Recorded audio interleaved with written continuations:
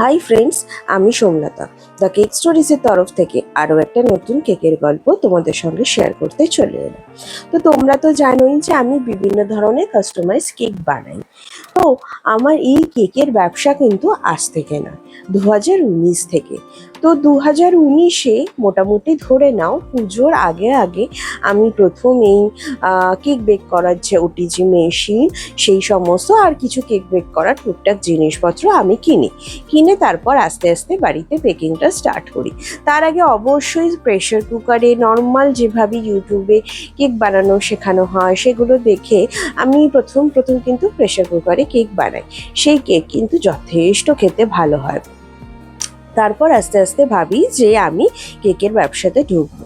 তো পুজোর আগে আগেই কেকের জিনিসপত্র কিনি, আস্তে আস্তে বাড়িতে টুকটুক করে কেকের ক্রিম কিনি, ক্রিম বানানো, কেক বানানো এইসব করতে থাকি।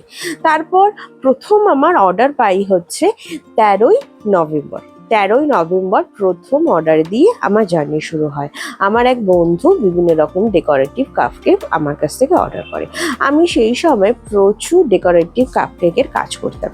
এখন সেইভাবে ডেকোরেটিভ কাপকেকের অর্ডার করি না, বাট এক সময় আমার কিন্তু স্পেশালিটি ছিল এই ডেকোরেটিভ কাপকেক। এই ডেকোরেটিভ কাপকেকগুলো মেন ব্যাপার ছিল যে কাপকেকের ওপর সুন্দর সুন্দর ক্রিম দিয়ে ফ্লাওয়ারের ডেকোরেশন করা।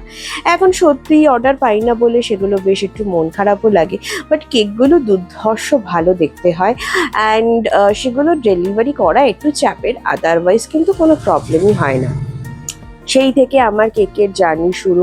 হ্যাঁ, করোনার সময় 1 মাসের জন্য একটুখানি কেক ডেলিভারি দেওয়া প্রবলেম হয়েই ছিল, কিন্তু তারপর থেকে আর কোনো প্রবলেম হয়নি।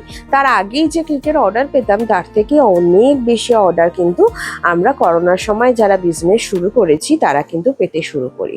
আর প্রত্যেকটা অর্ডারের সাথে সাথে কিন্তু আমি আমার হাতের কাজ, ফিনিশিং এগুলোকে যতটা সম্ভব ভালো করার চেষ্টা করেছি, যাতে লোকে একবার নিয়ে খুশি হয়ে যেন আরও আরেকবার নেয়। ইভেন বলতে পারো প্রথম যে ফন্ডেন্ট কেকটা করেছিলাম, সেমি ফন্ডেন্ট কেক, সেটা কিন্তু খুব মনের মতন হয়নি, কিন্তু তাও তারপরে যেটা করেছি সেটা আরও ভালো করার চেষ্টা করেছি। প্রথম যে ফন্ডেন্ট ডল বা পুতুল ফিগার বানাই সেগুলোকেও চেষ্টা করি পরের বার আরও সুন্দর করে বানানো। এই রকম করে আরও সুন্দর করে বানানোর চেষ্টা করতে করতে কিন্তু আমার আরও হাতের কাজ অনেকটা ইমপ্রুভ হয়েছে।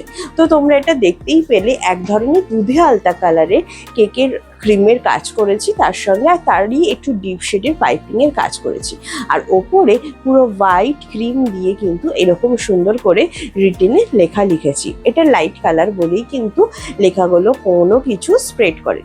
কেমন হয়েছে তোমরা কিন্তু অবশ্যই কমেন্ট করিয়ে জানিও। আর যদি এরকম সুন্দর সুন্দর কেক নিতে চাও তাহলে বলো।